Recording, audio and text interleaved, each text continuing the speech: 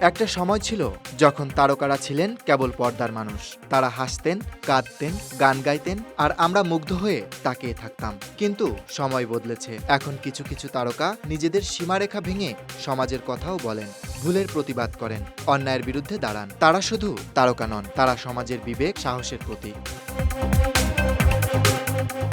বাংলাদেশের সংস্কৃতি অঙ্গনে বহুদিন ধরেই একটা অদৃশ্য নীরবতা কাজ করে। রাজনৈতিক বা সামাজিক ইস্যুতে তারকারা কথা বলতে চান না, ভয় পান অথবা চাপে থাকেন। কিন্তু এই নীরবতা ভাঙতে যারা এগিয়ে আসেন তারা যেন ভিন গ্রহের।